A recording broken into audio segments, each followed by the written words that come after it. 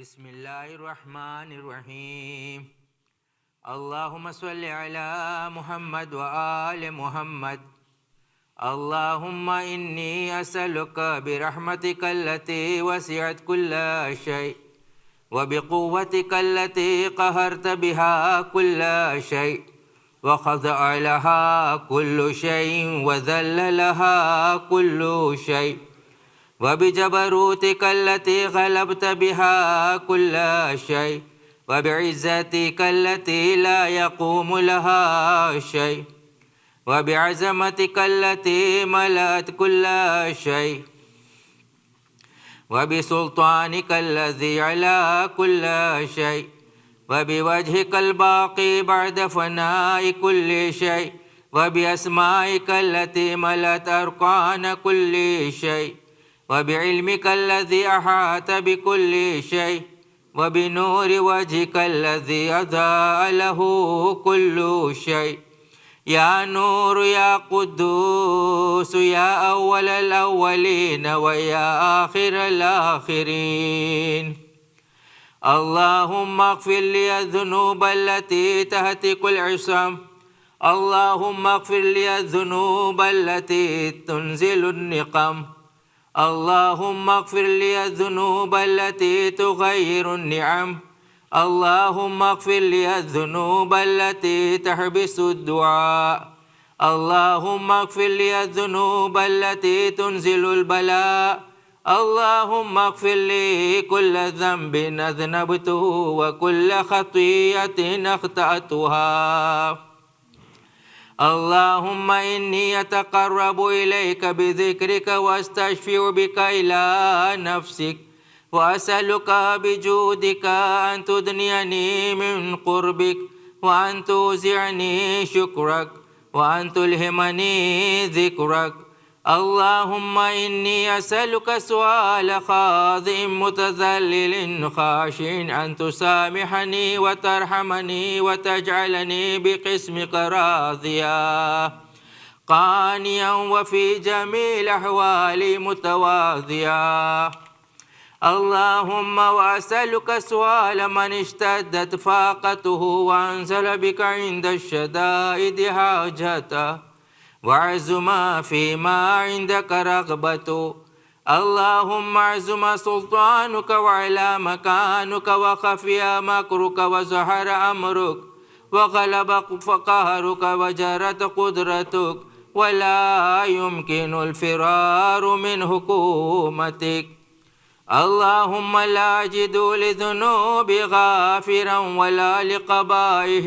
ساطرا ولا لشيء من عملي القبيح بالحسن مبدلا غيرك لا إله إلا أنت سبحانك وبحمدك ظلمت نفسي وتجارت بجهلي وسكنت إلى قديم ذكرك لي ومنك علي اللهم مولاي كم من قبيح سترته وكم من فاعدهم من البلاء نقلت وكم من إثار وقيت وكم من مكروه دفعت وكم من ثناء جميل لست حلا له نشرت اللهم اعزم بلائي وافرت بي سوء حالي وقصرت بي أعمالي وقعدت بي أغلالي وحبسني عن نفعي بعد عملي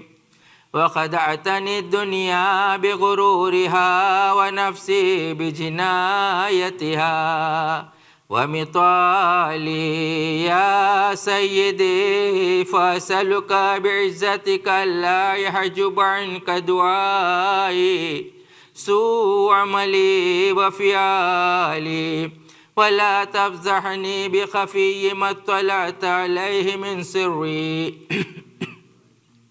ولا تعاجلني بالعقوبة على ما عملته في خلواتي من سوء فعلي وإساءتي ودوام تفريطي وجهالتي وكثرة شهواتي وغفلتي، وكن اللهم بعزتك لي في كل الأحوال رؤوفا، وعلي في جميع الأمور أتوفا. إلهي وربي من لي غيرك أسأله كشف الضر والنظر في أمري. إلهي ومولاي أجريت علي حكما اتبعت فيه هوى نفسي، ولم أحترس فيه من تزيين عدوي، فغرني بما أهوى وأسعده على ذلك القضاء، فتجاوزت بما جرى علي من ذلك بعد حدودك، وخالفت بعد أوامرك. فلك الحمد علي في جميع ذلك، ولا حجة لي فيما جرى علي فيه قضاؤك، وألزمني حكمك وبلاؤك. وقد أتيتك يا إلهي بعد تقصيري وإسرافي على نفسي، معتذرا نادما منكسرا مستقيلا مستغفرا، منيبا مقيرا مذعنا معترفا، لا أجد مفر مما كان مني، ولا مفزا أتوجه إلي في أمري، غير قبولك عذري وإدخالك إياي في سعة رحمتك. اللهم فاقبل عذري وارحم شدة ضري، وفكني من شد وثاقي. يا رب ارحم ضعف بدني ورقة جلدي وضيقة عزمي، يا من بدا خلقي وذكري وتربيتي وبري وتعزيتي. هبني لابتداء كرمك وسالف برك بي. يا إلهي وسيدي وربي، أتراك معذبي بنارك بعد توحيدك، وبعد ما انطوى عليه قلبي من معرفتك، ولهج به لساني من ذكرك، واعتقده ضميري من حبك، وبعد صدق اعترافي ودعائي خاضعا لربوبيتك. هيهات أنت أكرم من أن تضيع من ربيت، أو تبعد من أدنيت، أو تشرد من آويت، أو تسلم إلى البلاء من كفيته ورحمت. وليت شعري يا سيدي وإلهي ومولاي، أتسلط النار على وجوه خرت لعظمتك ساجدة، وعلى ألسن نطقت بتوحيدك صادقة، وبشكرك مادحة، وعلى قلوب اعترفت بإلهيتك محققة، وعلى ضمائر حوت من العلم بك حتى صارت خاشعة، وعلى جوارها سعت إلى أوطان تعبدك طائعة، وأشارت باستغفارك معذنا ما هكذا الظن بك، ولا أجبرنا بفضلك عنك يا كريم. يا ربي وأنت تعلم ضعفي عن قليل من بلاء الدنيا وعقوباتها، وما يجري فيها من الكار على أهلها، على أن ذلك بلاء ومكروه قليل، مكثوه يسير بقاء، قصير مدته، فكيف احتمال لبلاء الآخرة وجليل وقوع المكاره فيها، وهو بلاء تطول مدته ويدوم مقامه ولا يخفف عن أهله، لأنه لا يكون إلا عن غضبك وانتقامك وسخطك، وهذا ما لا تقوم له السماوات والأرض. يا سيدي فكيف لي وأنا عبدك الضعيف الذليل الحقير المسكين المستكين. يا إلهي وربي وسيدي ومولاي، لأي الأمور إليك أشكو، ولما من هذه وأبكي لأليم العذاب وشدته أم لطول البلاء ومدته. فلئن سيرتني للعقوبات مع أعدائك وجمعت بيني وبين أهل بلائك وفرقت بيني وبين أحبائك وأوليائك، فهبني يا إلهي وسيدي ومولاي وربي صبرت على عذابك، فكيف أصبر على فراقك؟ وهبني صبرت على حر نارك، فكيف أصبر عن النظر إلى كرامتك؟ أم كيف أسكن في النار ورجاء عفوك بعفوتك فبعزتك يا سيدي ومولاي. وأقسم صادقا لئن تركتني ناطقا لأزجن إليك بين أهل هذا العاملين وأصرخن إليك صراخ المستصرخين، ولا أبكين عليك بكاء الفاقدين، ولو نادينك أين كنت يا ولي المؤمنين. يا غاية آمال العارفين، يا غياث المستغيثين، يا حبيب قلوب الصادقين، ويا إله العالمين. أفتراك سبحانك يا إلهي وبحمدك تسمع فيها صوت عبد مسلم سجن فيها بمخالفتي، وذاك طعم عذابها بمعصيته، وحبس بين أطباقها بحرمه وجريرته، وهو يزج إليك زجيج المؤمل لرحمتك، ويناديك بلسان أهل توحيدك، ويتوسل إليك بربوبيتك. يا مولاي فكيف يبقى في العذاب وهو يرجو ما سلف من حلمك؟ أم كيف تولهم النار وهو يعمل فضلك ورحمتك؟ أم كيف يهرقه لهيبها وأنت تسمع صوته وترى مكانه؟ أم كيف يشتمل عليه زفيرها وأنت تعلم ضعفه؟ أم كيف يتقلقل بين أطباقها وأنت تعلم صدقا؟ أم كيف تزجره زبانيتها وهو يناديك يا رب؟ أم كيف يرجو فضلك في عتقه منها فتتركه فيها؟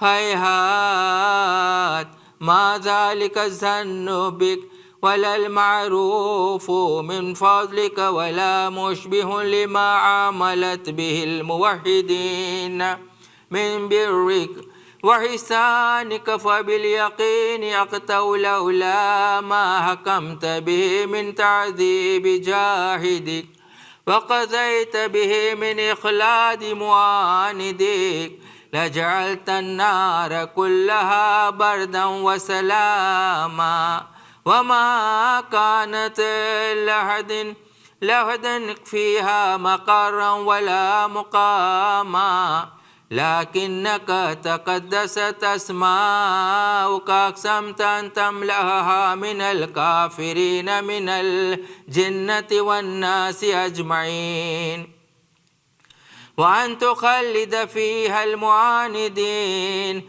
وأنت جل ثناؤك قلت مبتدئا وتتولت بالعنام متكرما أفمن كان مؤمنا كمن كان فاسقا لا يستوون إلهي وسيدي فأسألك بالقدرة التي قدرتها وبالقضية التي هتمتها وحكمتها وغلبت من عليه أجريتها أن تهب لي في هذه الليلة وفي هذه الساعة كل جرم أجرمته وكل ذنب أذنبته وكل قبيح أسررته وكل جهل عملته كتمته أو أعلنته أخفيته أو أظهرته وكل سيئة أمرت بإثباتها الكرام الكاتبين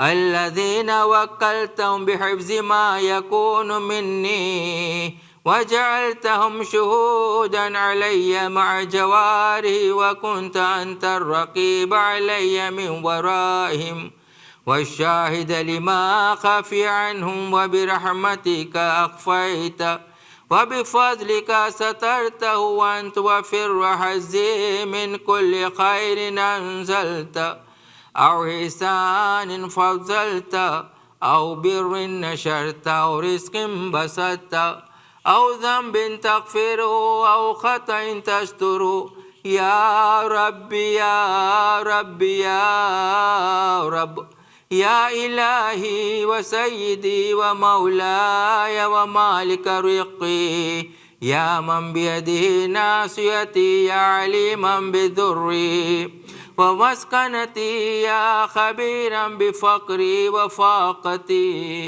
يا ربي يا ربي يا رب أسألك بحقك وقدسك وأعظم صفاتك وأسمائك أن تجعل أوقاتي من الليل والنهار بذكرك معمورة وبخدمتك موصولة وأعمالي عندك مقبولة حتى تكون أعمالي وأورادي كلها وردا واحدا وحالي في خدمتك سرمدا يا سيدي يا من عليه معولي يا من إليه شكوت حوالي يا ربي يا ربي يا رب قوي على خدمتك جواره واشدد على العزيمة جوانه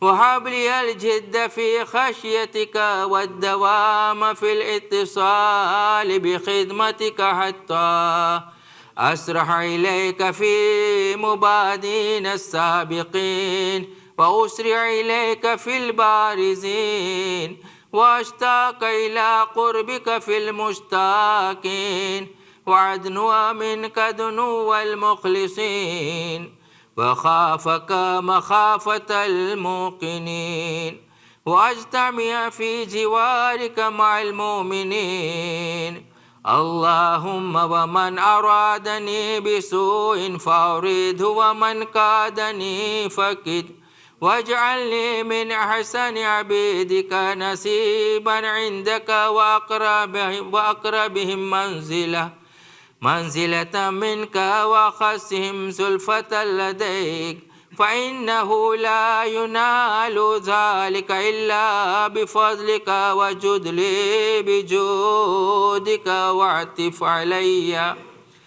واعطف علي بمجدك واحفظني برحمتك واجعل لساني بذكرك لهجا وقلبي بحبك متيما ومن علي بحسن جاوبتك واكلني أسرتي واغفر زلتي فإنك قضيت على عبادك بعبادتك وأمرتهم بدعائك وزمنت لهم الإجابة فإليك يا رب نسبت وجهي وإليك يا رب مددت يدي فبعزتك استجب لدعائي وبلغني مناي ولا تقطع من فضلك رجائي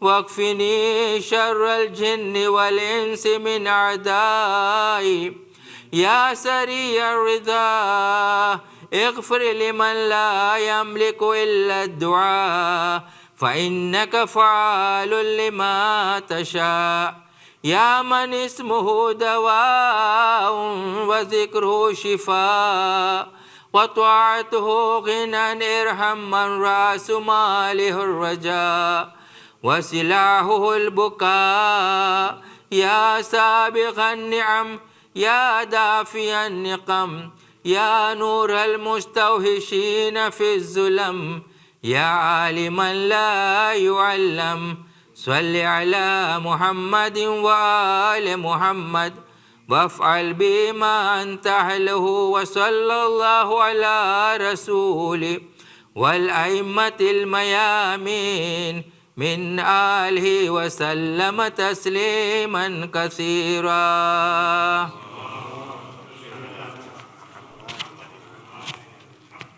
سورة المبارك الفاتحة.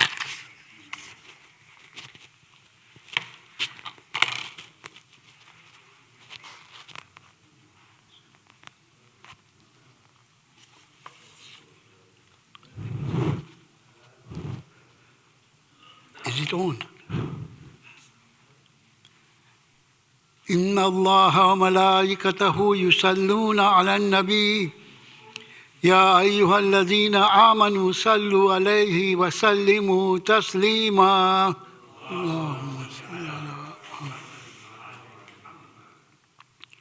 الله أكبر الله أكبر الله أكبر الله أكبر أشهد أن لا إله إلا الله أشهد أن لا إله إلا الله أشهد أن محمدا رسول الله أشهد أن محمدا رسول الله أشهد أن عليا ولي الله أشهد أن أمير المؤمنين وإمام المتقين عليا حجة الله. حي على الصلاة حي على الصلاة حي على الفلاح حي على الفلاح حي على خير العمل حي على خير العمل. الله أكبر الله أكبر لا إله إلا الله لا إله إلا الله. اللهم صل على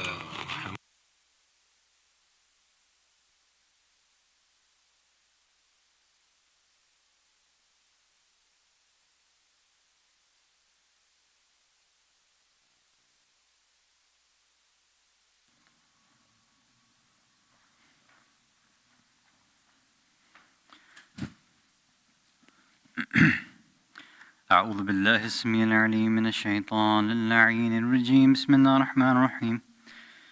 الله أكبر الله أكبر أشهد أن لا إله إلا الله أشهد أن لا إله إلا الله أشهد أن محمدا رسول الله صلى الله عليه وآله وسلم أشهد أن محمدا رسول الله صلى الله عليه وآله وسلم أشهد أن عليا ولي الله عليه الصلاة والسلام. حي على الصلاة حي على الصلاة حي على الفلاح حي على الفلاح حي على خير العمل حي على خير العمل. قد قامت الصلاة قد قامت الصلاة. الله أكبر الله أكبر لا إله إلا الله.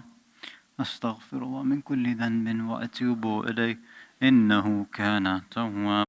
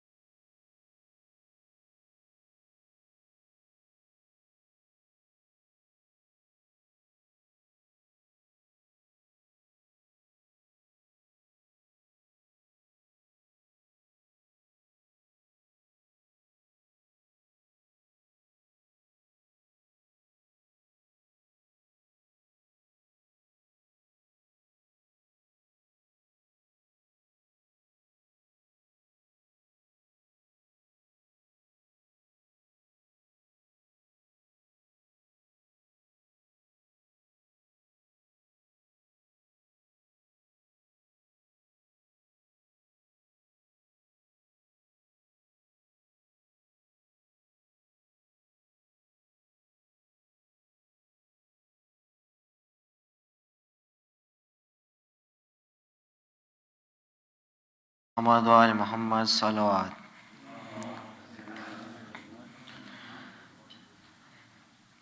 أعوذ بالله من الشيطان الرجيم. بسم الله الرحمن الرحيم. الرحمن علم القرآن خلق الإنسان علمه البيان.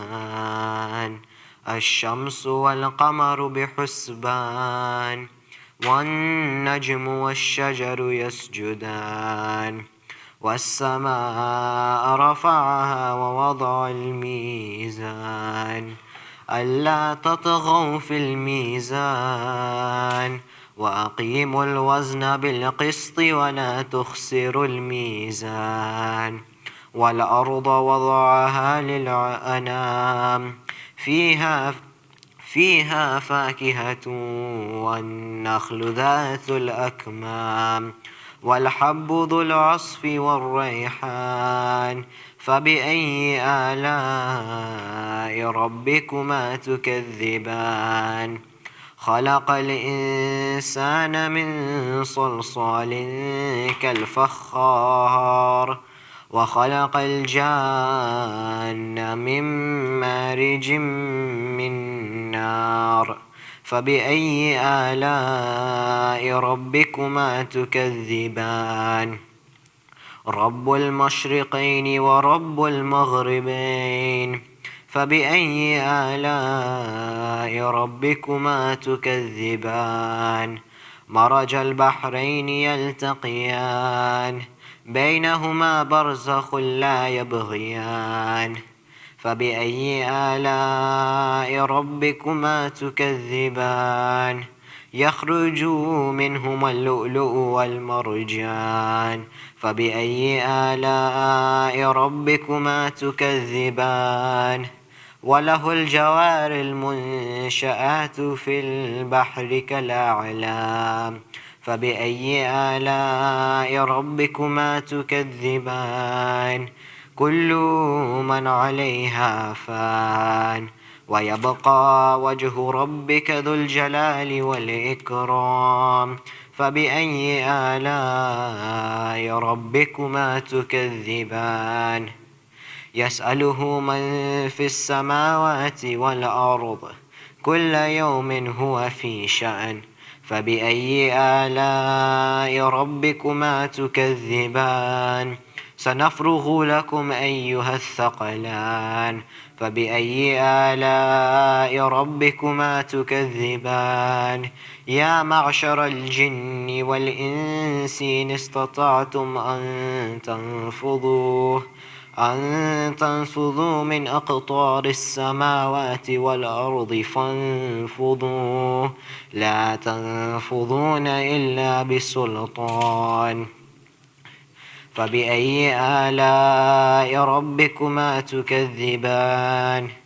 يرسل عليكما شواظ من نار ونحاس فلا تنتصران.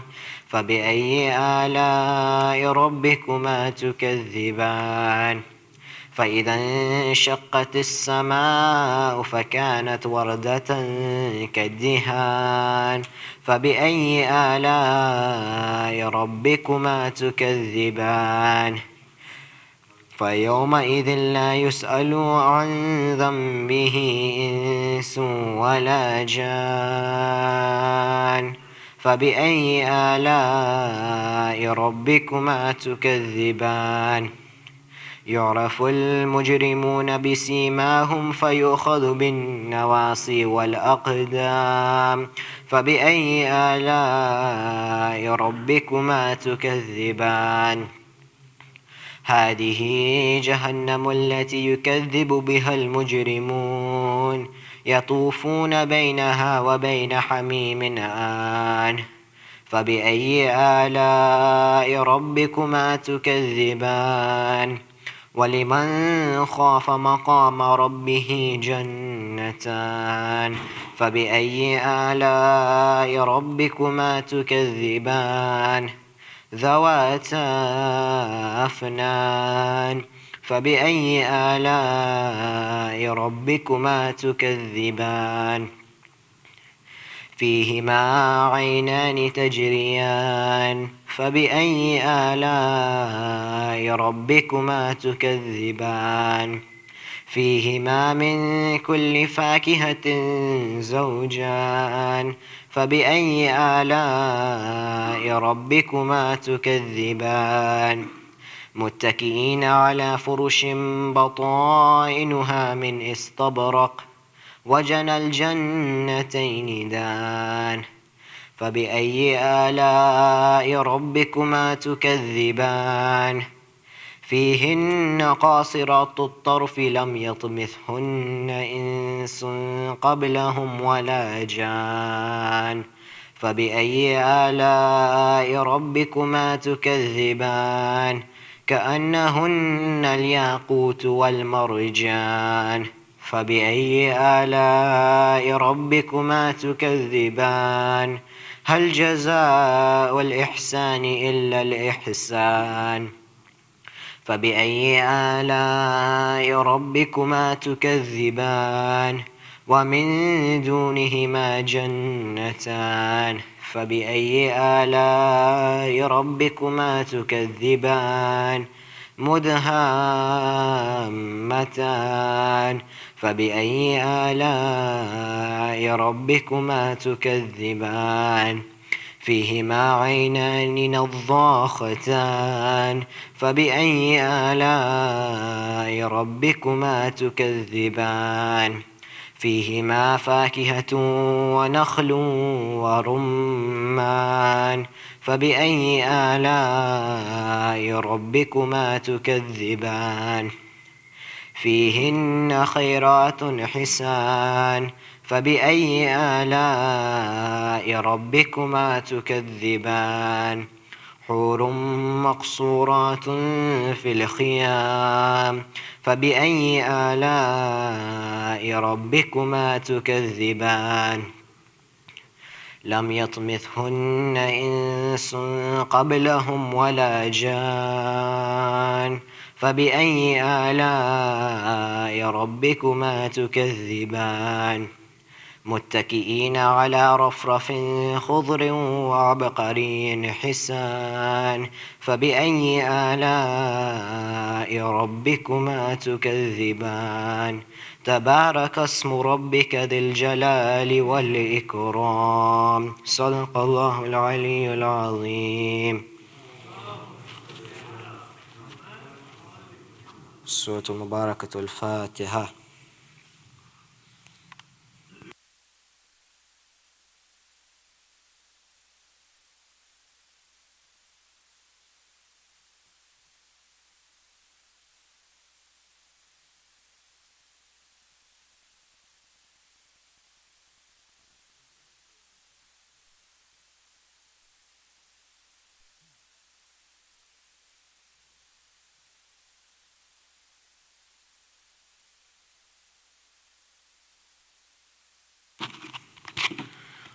Bismillah ar-Rahman ar-Rahim. Sayyid Hasan Rizvi, respected elders, brothers, sisters in Iman, Assalamu alaikum wa rahmatullahi wa barakatuh. Surah Fatiha is requested for all the names listed on the screen in Qul Arwahil Mu'minin wal Mu'minat, Sawab al-Fatiha.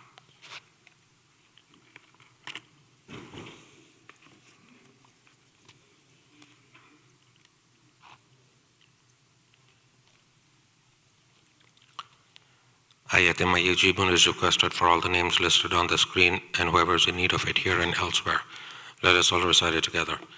Bismillahir Rahmanir Rahim. Amma yujibul mustarra idha da'ah wa yakshifu as-su.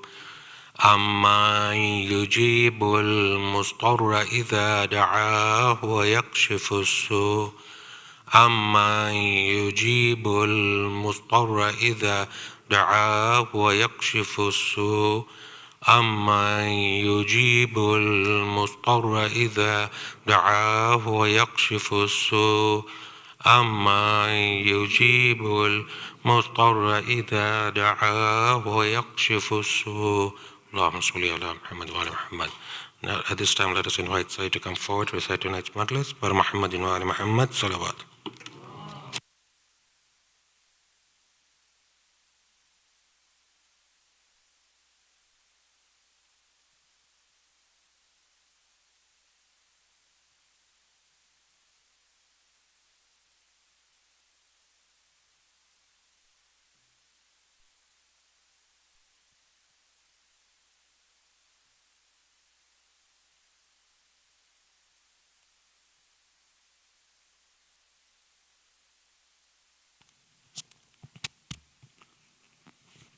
رحم الله من قرأ الفاتحة بعد الصلوات.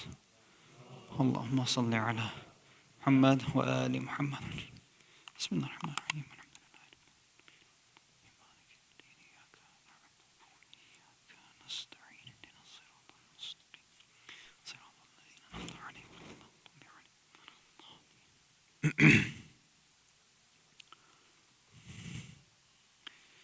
أعوذ بالله السميع العليم من الشيطان اللعين الرجيم. بسم الله الرحمن الرحيم وبه نستعين. لا حول ولا قوة إلا بالله العلي العظيم والحمد لله رب العالمين والصلاة والسلام على أشرف الأنبياء والمرسلين خاتم النبيين شفيع المذنبين رحمة للعالمين سيدنا والنبينا وحبيب قلوبنا وشفيع نفوسنا والطبيب ذنوبنا أبي القاسم المصطفى محمد. اللهم صل على محمد وآل محمد وعجل فرجهم.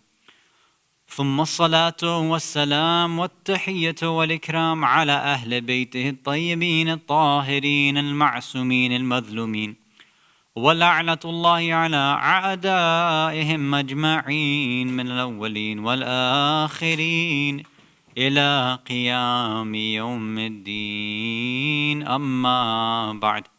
صلوات على محمد وآل محمد. اللهم صل على محمد. Mu'mineen, mu'minat, brothers and sisters in Islam and Iman, Salamun alaykum wa rahmatullahi wa barakatuh. So tonight, our plan for our final Thursday before the series of Muharram Ashra lectures begins, which means that we'll be outside of our normal Thursday programs for about 2 weeks. What we'll do tonight then is, instead of having a regular lecture, we wanted to have one more family Kahoot night, but there were some logistical issues. So we decided that we'll do something else or something different tonight. So the quiz is, or you can log in now, so it's live now, so you can go ahead and log in. What we're going to start with is, there was a few questions on Slido, so we'll start with that, and then right after that we're going to jump into the quiz, which has a few more questions than normal. Okay, so the first is not a question, it's Eid Mubarak and Khudafiz. So Eid Mubarak and Khudafiz to you too, I guess. Although technically it says Khudafiz, and I hope the person, I know they're probably just doing it shorthand, but it should be Khuda Hafiz, right? Because it's, right? Either Khuda or Allah Hafiz, right? That Allah's the protector. Okay. Sometimes when we shorthand these things, we don't know actually where they come from, right? Next comment or question is, can you please have the quiz throughout the majlis? Today or tonight? Yes. For all the other nights, it might be a little difficult. So one of the reasons we do these quizzes, besides getting interaction from different people, is that at the end it helps as a review session, right? So it won't serve that function if we do it throughout. It'll test your knowledge, but most of those things you probably wouldn't know unless we mentioned it ahead of time. So it may not have that same functionality, but yeah, maybe on a few nights, maybe once out of the month or something like that, we can try to do something throughout the majlis. And as we've done on certain Eids and sessions, we've had a quiz throughout. So we'll do that, inshallah. Okay. Okay, let's start with this one then.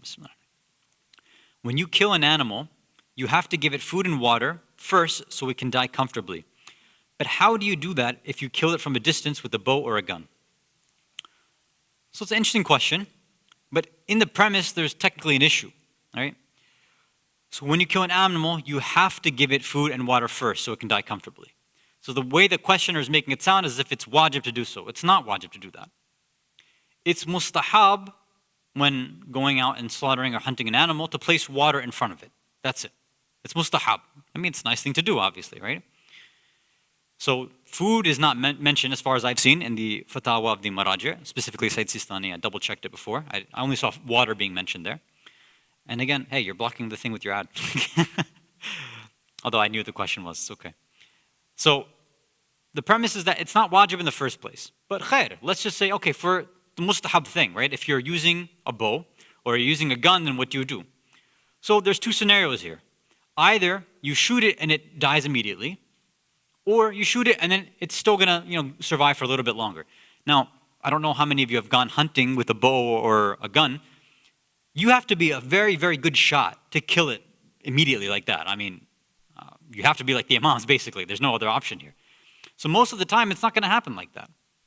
Usually what would happen is some people would probably wound the animal and then go to it and then slaughter it then. Sometimes you hit it and then by the time you reach it, maybe it dies, right? There's a very few different scenarios. Regardless, again, I'm saying that for you to hit it with a bow and arrow perfectly, or for you to shoot it, and we have at least one person here who would, I think would know the details, it's gonna be nearly impossible to get an instant kill. It's not gonna happen. You're gonna have a lot of time to reach there. By that time, then you can place that water in front of it, right? If you happen to have that water, right? So hopefully that's not an issue, but if you really want more details about this, again, I don't know if the only person that I know in this community who actually goes hunting is asking, or if some random person just thought about this and is asking, just because sometimes we think of these things and we randomly ask, although this person may never ever go hunting in their life, right? But khair, at least we tried to answer it, so hopefully that makes sense. So again, it is not wajib to give food and water. It's only mustahab to put water in front of it at the time of right before you're slaughtering it, right? So how can you do that from a distance? Again, it should be fairly easy, unless you get a one-hit kill, which is probably not gonna happen. Then after you do hit it with your arrow or your gun, then you would just go there and then place the water by the time you reach it. Okay. Now, I guess this is going to be a fun one. What is the recommendation of women attending Salatul Jumu'ah? So there's a few different ways we can answer. One is about for Jumu'ah itself, who counts? Because we know that you have to have at least 5. For that 5 count, it has to be men who are Ahlul Balad, meaning they're from that city itself. So even if 5 men, let's say, are traveling from Tampa and they come to visit, and they're the only 5 here, that does not count, right? That won't make that minimum 5 for Jumu'ah. So women, no matter, even if they're from the area, even if they're from Orlando, they wouldn't make that 5-person count. It has to be 5 men who are from that area, that locale. That will give you your 5 count. Now, regardless, in the Zamanul Ghaiba, right now, according to most Maraji', it's not wajib to attend Jumu'ah. You have a choice. You can either attend Jumu'ah and it takes the place of Dhuhr, or you can recite Dhuhr, right? You have the choice. You're mukhayyir. You have takhyir. You have the choice. And that's for anybody. Now, some ulama will kind of give this practical advice, like, okay, if there is one established, meeting all of the right conditions, and that's very, very important. It meets all the correct conditions. What those conditions are, you can go check the books yourself, or we can talk about that some other time. If it meets the proper conditions, then they say it's better that you would go, right? Now for women, this is where there's a slight conversation, let's put it that way. And you can talk about Jumu'ah itself, or you can just talk about Salatul Jama'ah in a masjid or in a center. There has been a discussion among ulama about whether it is recommended for a woman to leave her house and to attend the programs, meaning specifically Jama'ah prayers at a masjid or a center. Is it recommended or not? There are certain ulama who do not consider it recommended. And they go by a few sets of hadith. For example, if I'm not mistaken, one comes from Rasulullah sallallahu alayhi wa sallam, which he's reported, and the imams have said the same thing pretty much, that Baitul Mar'a Masjiduha, or something like that, or Masjidul Mar'a Baituha, something like that. Basically, we have 2 different ways of saying it. That the masjid of a woman is her house, right? Something like that. So ulama take these types of narrations and they say, look, this is saying that it's better if a woman stays home, that she does not attend Jama'ah prayers, right? That's what they take out from that. So you'll find this opinion among certain scholars. Now here's the issue. is that there are a whole bunch of other groups of narrations which pretty much fly in the face of that. And there are some that say, directly from the Ahlul Bayt, alayhimus salam, that say, do not stop your women from attending Eid prayers or from attending Jama'ah prayers or attending the masjid. And then you'll have some which talk about just the general recommendation of everybody attending a Jama'ah prayer. So, long story short, right, not to give you the whole full Dars al-Kharij, but they try to take all of these narrations and say, okay, how do we reconcile this now? Because obviously they can't contradict, right? They can't all be the same. So they start, using this process in usul al-fiqh, and they say, look, what it seems like is that there were specific conditions, either socio-politically or for each individual woman, for those narrations which recommended that they stay home. So many of our ulama, for example, if I'm not mistaken, I've seen this in the works of Ayatollah Khamenei, I've seen this in the works of Ayatollah Nasr Makarim Shirazi, may Allah protect them and all of our maraji'. I haven't seen it directly from Sayyid Sistani, but my guess would be it would be the same thing for us in the West, and even those in Iran or Iraq. My assumption, and don't quote me on that, but it's my assumption. And they say that, no, in this time, it is good for everybody to attend Jama'ah prayers. There's no issue, and it's good for women to attend as well, provided that they are not shirking their responsibilities at home, right? So if those conditions are met, if they are able to maintain their hijab, and they're able to attend Jama'ah prayers, then it seems like it's no problem.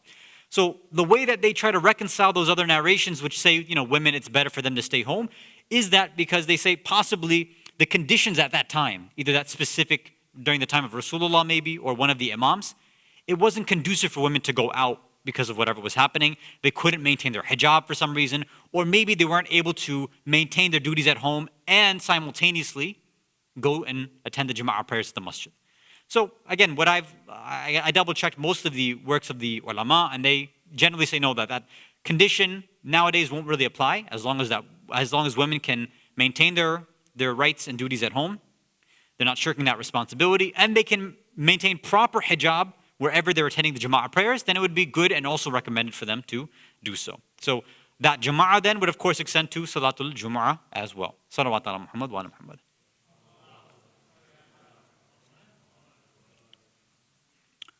Okay, so let's go ahead and start the quiz, inshallah. So, Assalamu alaikum to everybody.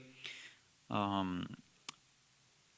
1442, Plato, AI, hello, Abu, Jessa, specialist, Jumu'ah Mubarak, Qasims, Mujahid Jan Muhammad, Ammar Ali Kaki, and Muzammil Jan Muhammad. Okay, so we only have 13 today. It's a small amount. Usually we have a little bit more, but that's okay. We have a longer quiz today. So, we may have time left over after the quiz is done. So if anybody has, since again this is the last session before Muharram begins, if anybody has any just either related or slightly unrelated Q&A, feel free to ask on Slido. And then during the course of the Slido quiz, we'll try to answer those questions as well. I'll try to keep an eye on that. And then media, if you notice it, you can throw it up, inshallah. Okay, I think 15 people, that's more than enough. I think we can go ahead and get started. Oh, assalamu alaikum to Mahmoud. And the other person I forgot to, this Pokuyevsky or Pokusevsky, I forgot to look up that pronunciation. I'll have to look it up next time, inshallah. Yeah, okay, let's get started.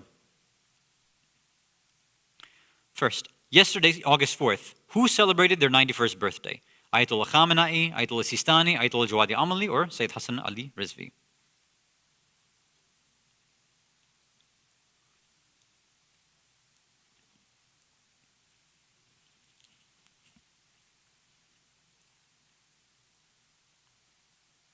Okay, 67% of you got it right. Ayatollah Sistani celebrated his 91st birthday. May Allah give him a long life, as well as all of our ulama and maraji'.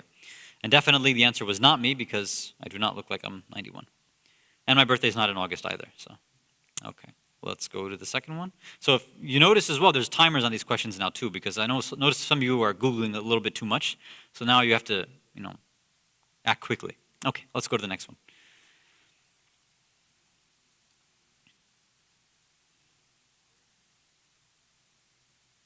What is the real meaning of Tawheed? Believing in one God, and action, meaning constantly trying to connect and unify everything in reality, constantly saying La ilaha illallah, or monotheism.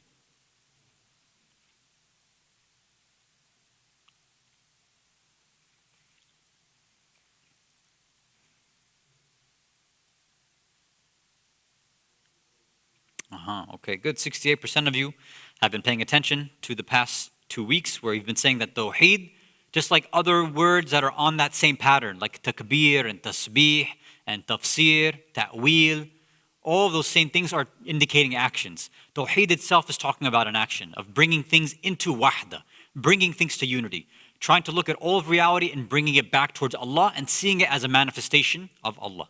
Ahsan.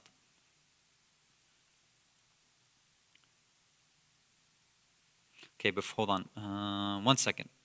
Sorry. Which Teenage Mutant Ninja Turtle traditionally wears an orange bandana? Donatello, Leonardo, Raphael, or Michelangelo?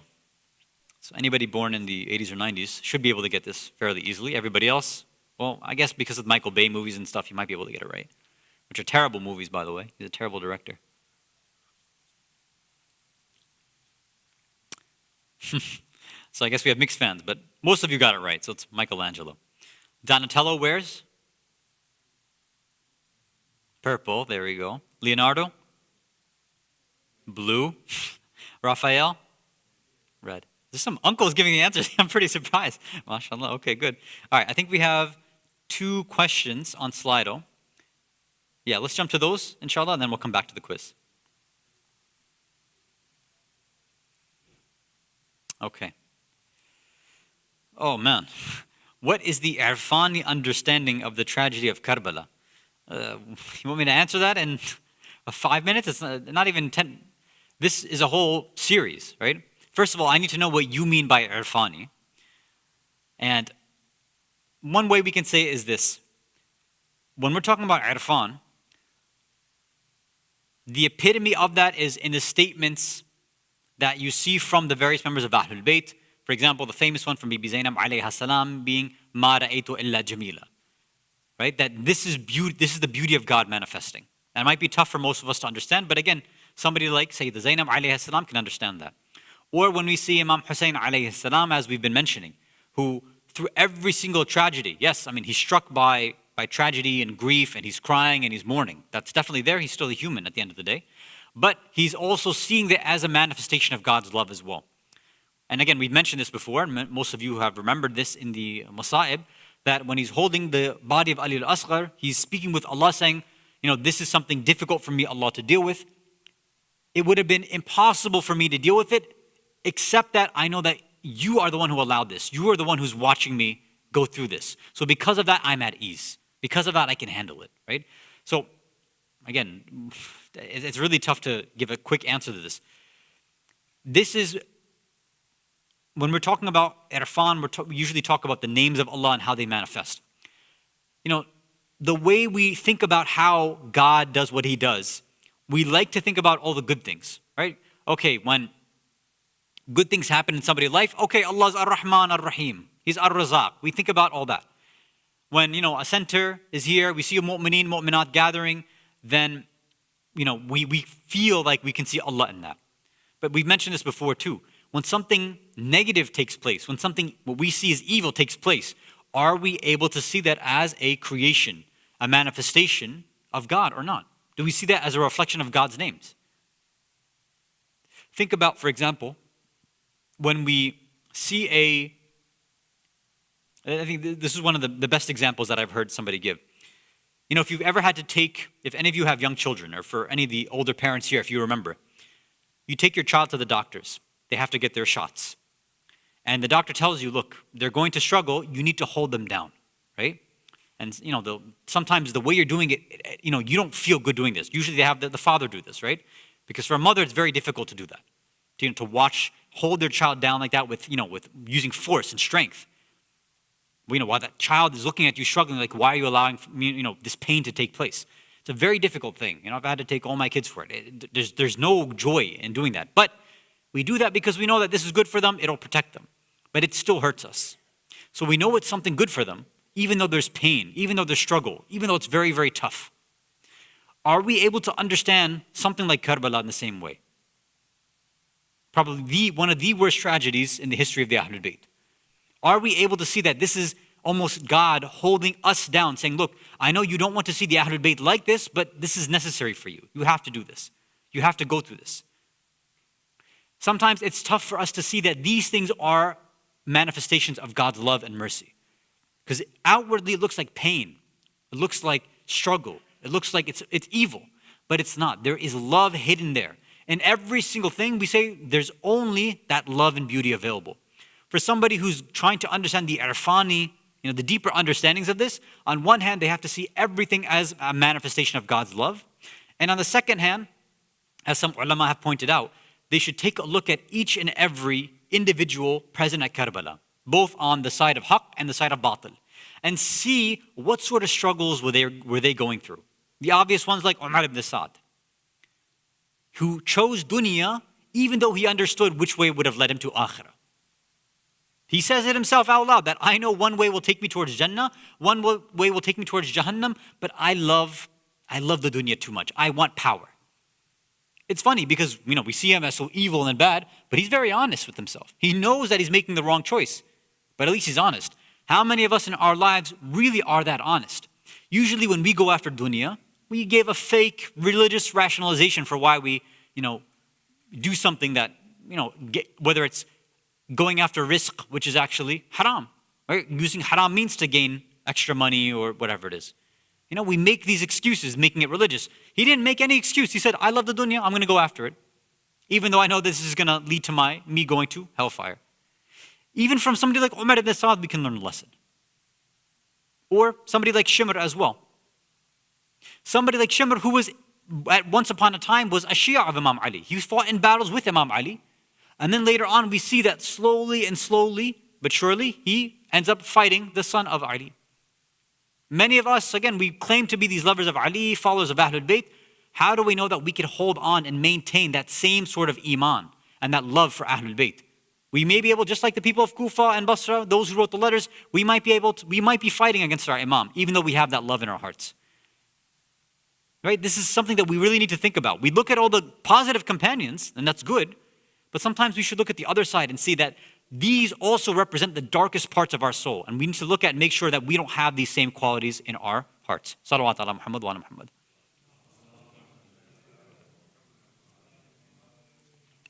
What is the significance of having two alams near the mimbar?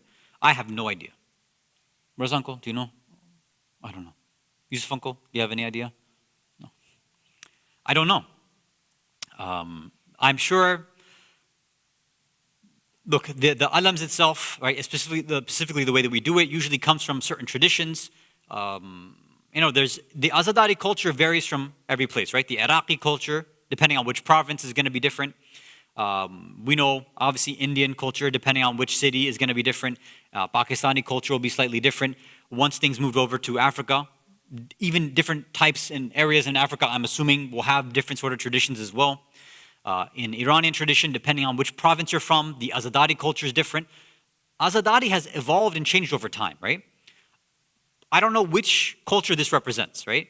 I'm not sure where. It could have originally come from Iranian culture or maybe Iraqi culture. I have no idea. Usually those are the two places where we have inherited our Azadari culture. So I'm not exactly sure. If anybody knows, feel free to email me or let me know afterwards, and then I can share it whenever we get a chance next time, right? As far as I know, that having two of them next to the mimbar, I've never seen that in terms of the riwayat. I could be wrong, but I've never seen that myself. So most likely it's just a cultural honoring of the Ahlul Bayt so that we don't forget that this mimbar of the Ahlul Bayt has been secured and established due to the sacrifices of those who held the alams throughout time, like Abu Fadl al-Abbas and the other shuhada of Karbala. Maybe that's a reminder for all of us. What is the significance of holding a stick during the Jumu'ah khutbah? That's a really good question. What's actually mustahab is to actually hold a weapon.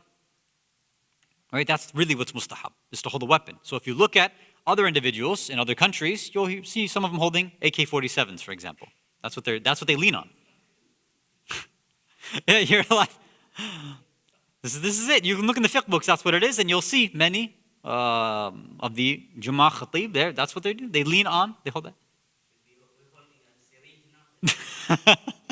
Uncle saying, should we do it on a syringe? If you consider a syringe a weapon, I can't say anything more there. I'm going to get in trouble, right? So the stick itself, that I don't know. I'll have to do some research. So let me go do, unless any of you know the significance of a stick, no? So stick, I don't know specifically. So I'll double check that as well. So now I got two things to do for homework, right? I have to check about the alams and I have to check about the stick. And I'll go see if I can do that and share it next time. We're together, inshallah. We got one more before we jump back to the quiz. Now they're going to keep coming off. Okay, you know what? Let's since they keep coming on, let's do a few more quiz questions, and then we'll jump back to these questions, inshallah. Salawat ala Muhammad wa ala Muhammad.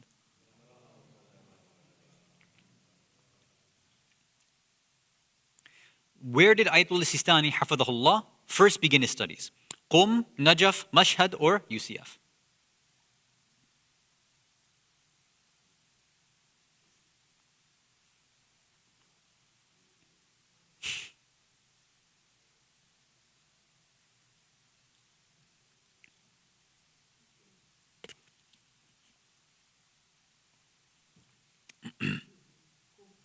You think Qum?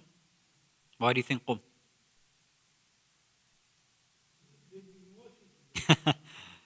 It wasn't always big. Right? It's all of these hawzat have evolved over time, right? So we got a split over here. So the correct answer is actually Mashhad. He began his studies there. I mean, if I'm not mistaken, that's where his father ended his studies, so that's where Ayatul Sistani basically began his. Then from there, he had made his way. Towards the end, he ended up in Najaf. That's where the final place. I think from Mashhad, he had went to Qum. Then from Qum, he had ended up in Najaf. And Najaf is where he had met Sayyid Khuwi, if I'm not mistaken, rahmatullah alayh, and began his Ba'th al-Kharij and Dars al-Kharij studies. And definitely he was not at UCF doing sports medicine or anything like that. No. Yeah, so all of these, I mean, the history, I can't say anything now, we have to go. In the first rak'ah of salah, how many times is it wajib to say takbir, meaning Allahu Akbar? 1, 5, 6, or 14?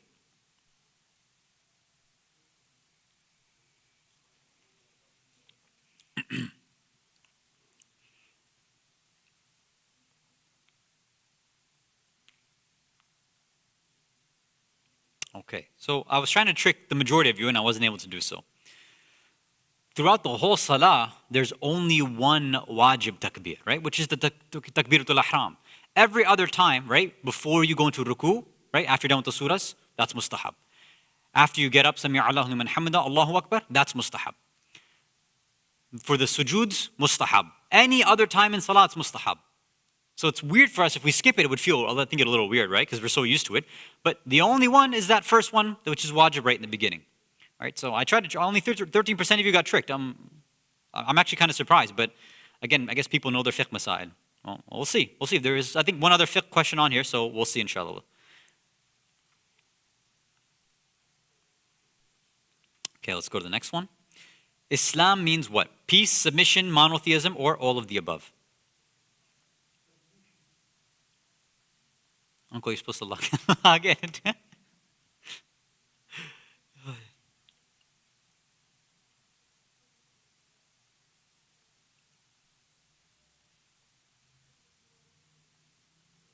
Okay, come on.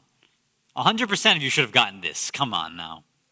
Salam means peace. Islam means submission. All of the above.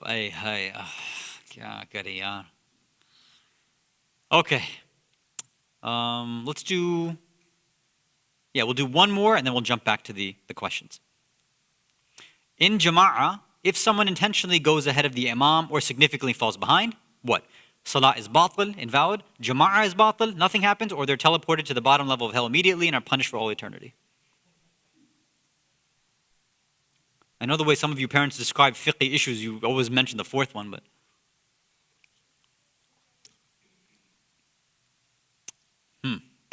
So I guess there's a reason why we have to go over fiqh masail, apparently, right? So 40% of you got it wrong. The salah is fine. It's just the jama'ah now. You're basically out of jama'ah. So, in a sense, you just continue with furada. That's all. That's all it is, right? Yeah. Nothing happens. Come on. No. Jama'ah is batil. That's it. So basically, you just continue furada, and then as long as you do what you have to do, as if you're praying a furada prayer, then your salah is fine, inshallah. So do not jump ahead of the imam. There's no rush. It's not like you can finish ahead of the imam anyway. I think I pray fast enough where you don't have to rush anyway, right? What's the rush? And significantly falling behind, I know some of you love your extra mustahab things, like you want to do, say subhanallah like 30 times in your ruku and sujood, but it's okay. Save your extreme, deep ibadah for home. It's not for, congregation. Your true ibadah should be left at home, not in congregation, right? Okay, let's jump back to, there we go. What are considered as duties of women in the home in the present times that may hinder them from attending Jama'ah or Jum'ah Salah? Not something I can answer on the member, so you'll have to ask privately, inshallah. But if you read your fiqh masail, there's only a few things that are wajib for a woman. If you know that, then you'll know what the answer to the question is, so you can look at it yourself in the books of fiqh, and if you still don't know, then we can talk about that in private, inshallah. Why do we use cloths during Muharram and not red? I'm going to assume that the person means black, right? So there's two different things we can look at here. We can easily say culture, that's one thing. But the other thing too is this, is that, again, it's not just simply saying, oh, it's culture, get rid of it. No. Let's calm down a little bit, right? It's also about the urf and what we normally associate with things that have to do with happy occasions or entertainment or parties or jushans and things like that. And at the same time, being in a state of mourning. Now, we know there's different associations with color. And at the same time, colors have an effect on the soul. Normally, we are not recommended to wear black, right? It's makruh to wear black during salah, for example, or generally speaking, it's makruh to wear black. Because they say it has that sort of depressing sort of effect on the soul. It's not normally a good thing to do. Exceptions would be in the time of aza, in the time of mourning. That's when it is recommended then to do so. So based on these recommendations, most of us have made it a culture then to wear black, right? Whenever we come for a majlis or something like that. Some of us do it for all of Muharram, some do it for the first 12 nights, some do it just for the majalis. You do whatever makes sense.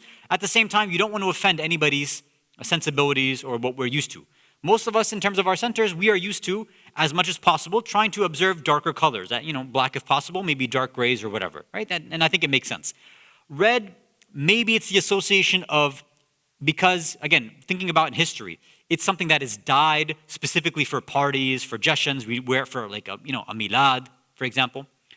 So yeah, that color association, especially from Eastern countries, it doesn't really make sense over here. Now, somebody could argue, okay, we're in the West, it might be different, but our centers normally are consisting of people who are from the East.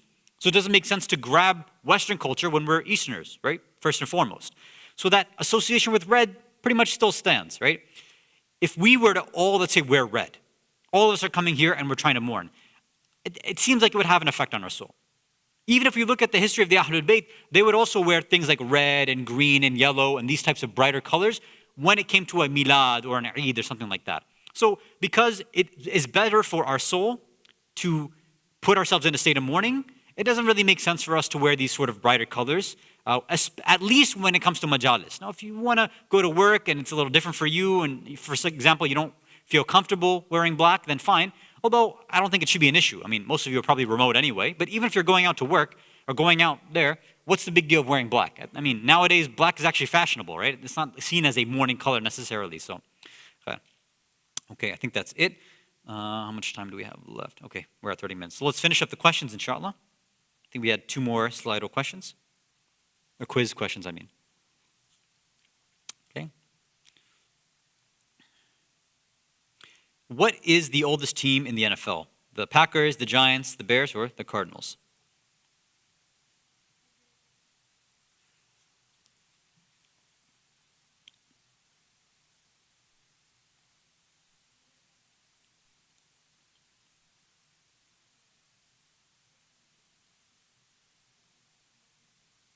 No. Cardinals. I had no idea myself, but yeah, it's actually the Cardinals. Yeah. You would have thought would have been somebody from the East, one of the Eastern states, but I guess not. Okay, last question.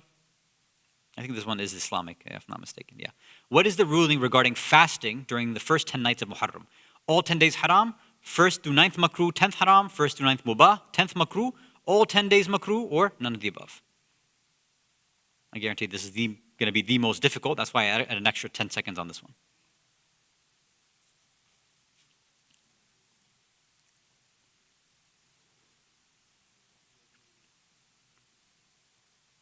Of course, I mean according to Ayat al-Sistani, right? Let's see. Interesting. 60% of you said none of the above. Does anybody know the answer? Since the majority of you say it's none of the above. Anybody know? Are there any days in Muharram that it's mustahab to fast? 1 through 9 is mustahab. So Ayatul Sistani specifically mentions 1st, 3rd, and 7th. Right? You can check Tawdi al-Masail. It says 1st, 3rd, and 7th is mustahab. 10th, of course, we know, according to Ayatul Sistani, is makruh. There is a difference of opinion among ulama. Some, as a brother did say, some believe that 1st through 9th, all is mustahab. And we do have some ulama that say even on Ashura it actually is mustahab as well. But this is a classical opinion that many contemporary maraji do not have. And I know that there's been this confusion in recent years about the fast of Ashura, is it mustahab or not? It's become a polemical issue because, they say the Ahlul Sunnah, it was something that the Umayyads created. That's not exactly historically accurate, right? There's a lot more there that's to be discussed. We don't have time to discuss that. If anybody's interested, maybe we can deal with that some other time, inshallah. Okay, let's see who won today.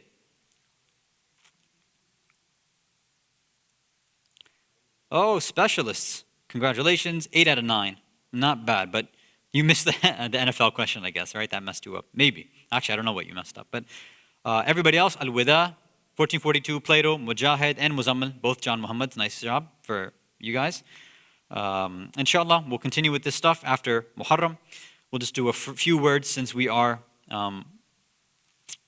this will be our last night before Muharram begins. A few words of musibah, inshallah. If you can recite a salawat ala Muhammad wa ala Muhammad.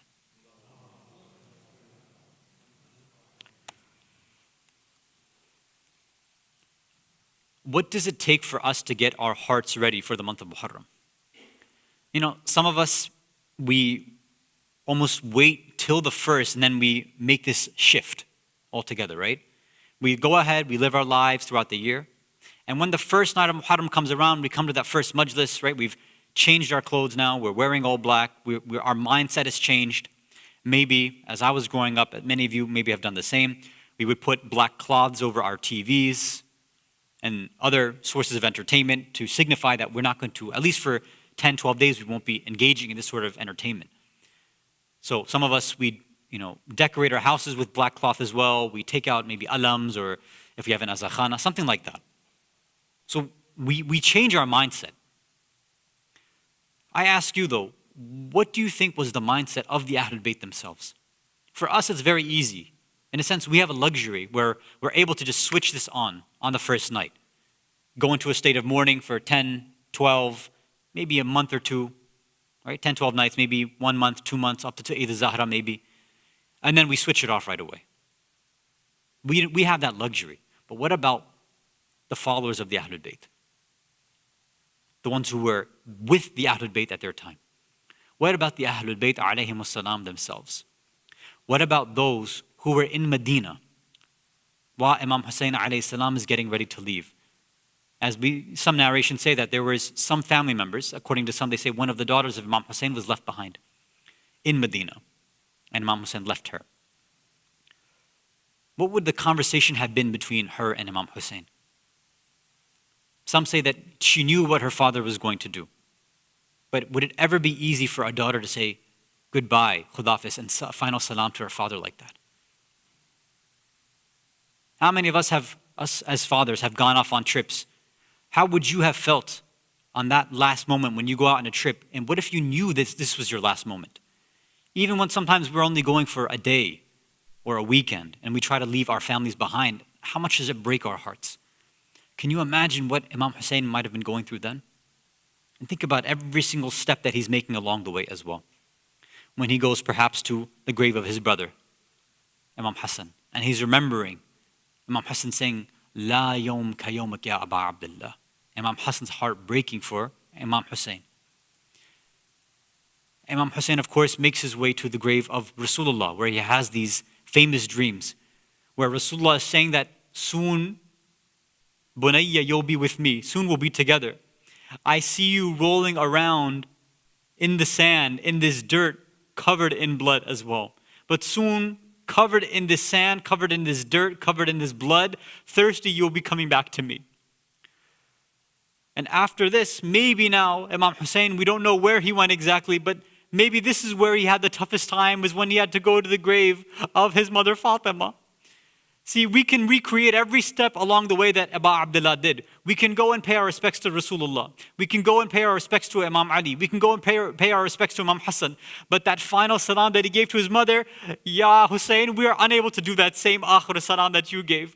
When we want to go out, we don't know whether to go to the grave of Rasulullah, whether we go to Baqi, whether we go to the grave of Imam Ali, or maybe, Ya Hussein, maybe we have to look right next to you. And when we send our salams to you, inshallah, when we go to Karbala, maybe we should be sending salams to your mother Fatima right there, because any mother would want to be with her son in these moments, at that last moment. على لعنة الله على قوم الظالمين وسيعلم الذين ظلموا أي منقلب ينقلبون إنا لله وإنا إليه راجعون رضا بقضائه وتسليما لأمره. Ya Allah, we ask you by the right of Muhammad and Ali Muhammad to forgive all mu'mineen, mu'minat, all Muslimin and Muslimat. Give us the tawfiq to benefit from these majalis, which will be starting inshallah, to understand the true message of Islah that Imam Hussein alayhi salam, his family and companions rose for, and help us, give us the tawfiq, the insight, the opportunity, and the true wisdom to understand that message and to implement it in our life, within our families and within our community, inshallah, so we can revive that same Islah that Imam Hussein was able to do in the Ummah as well. Walhamdulillahi Rabbil Alameen, wa sallallahu ala Sayyidina Muhammad wa ala Ahl Baytih Tayyibin Tahirin. Salawat ala Muhammad wa ala Muhammad.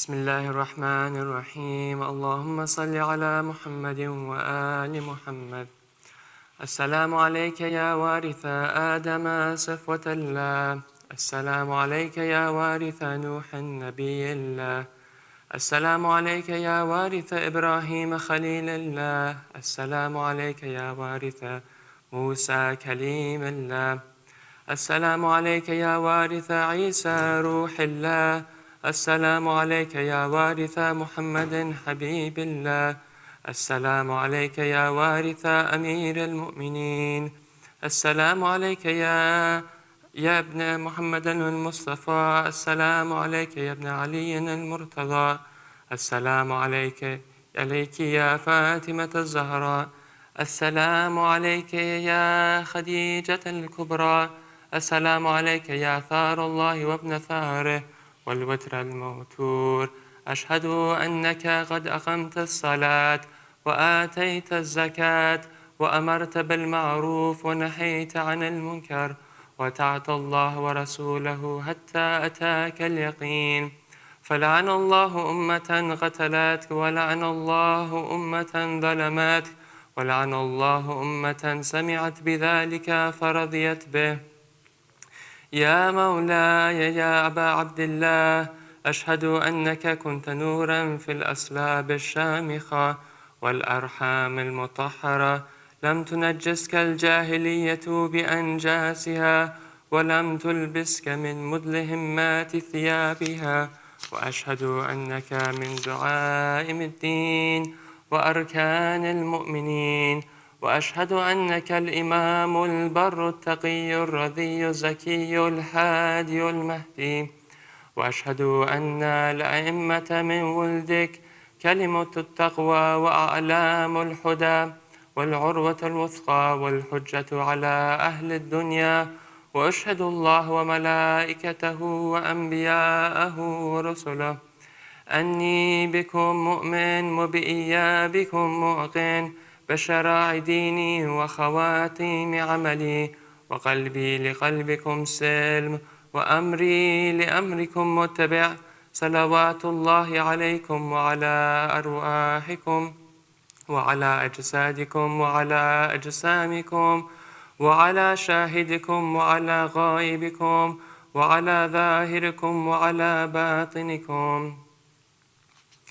بأبي أنت وأمي يا ابن رسول الله، بأبي أنت وأمي يا ابن رسول الله، لقد عظمت الرذية وجلت مصيبتك بك علينا وعلى جميع أهل السماوات والأرض، فلعن الله أمة أسرجت وألجمت وتهيأت لقتالك. يا مولاي يا أبا عبد الله، قصدت حرمك وأتيتك إلى مشهدك، أسأل الله بالشأن الذي لك عندك وبحل الذي لك لديه أن يصلي على محمد وآل محمد، وأن يجعلني منكم في الدنيا والآخرة. اللهم إني صليت وأركعت وسجدت لك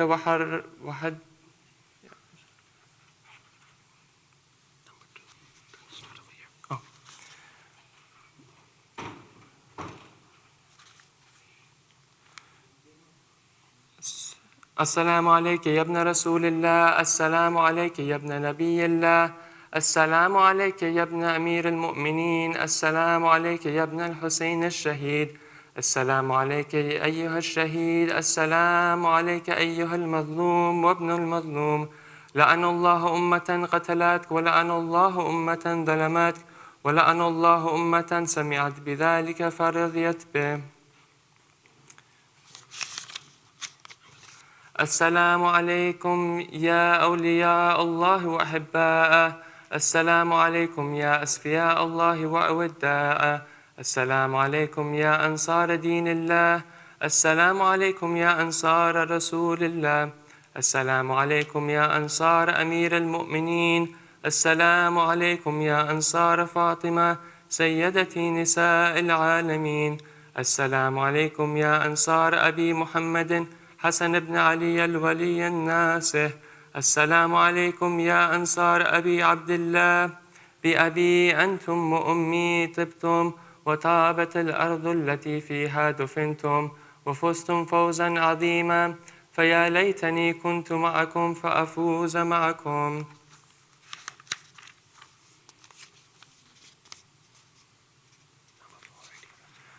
السلام عليك يا أبا الفضل العباس ابن أمير المؤمنين، السلام عليك يا ابن سيد الوصيين، السلام عليك يا ابن أول القوم إسلاما وأقدمهم إيمانا وأقومهم بدين الله وأحوتهم على الإسلام. أشهد لقد نصحت لله ولرسوله ولأخيك فنعم الأخ البواسي، فلعن الله أمة قتلاتك، ولعن الله أمة ظلماتك، ولعن الله أمة استحلت منك المحارم وانتهكت حرمة الإسلام. فنعم الصابر المجاهد المحامي الناصر والأخ الدافع عن أخيه المجيب إلى طاعة ربه الراقب فيما زهد فيه غيره من الثواب الجزيل والثناء الجميل، والحقق الله بدرجة آبائك في جنات النعيم. السلام عليك يا رسول الله، السلام عليك يا أمير المؤمنين، السلام عليك يا فاطمة الزهراء سيدتي نساء العالمين، السلام عليك يا حسن المجتبى، السلام عليك يا أبا عبد الله الحسين، وعلى علي بن الحسين ومحمد بن علي وجعفر بن محمد وموسى بن جعفر وعلي بن موسى ومحمد بن علي وعلي بن محمد والحسن بن علي. السلام عليك يا صاحب العصر والزمان، الأمان الأمان الأمان. السلام عليك يا خليفة الرحمن، السلام عليك يا إمامنا وإمام الإنس والجان، عجل الله تعالى فرجك وسهل الله تعالى مخرجك وظهورك. السلام عليكم ورحمة الله وبركاته.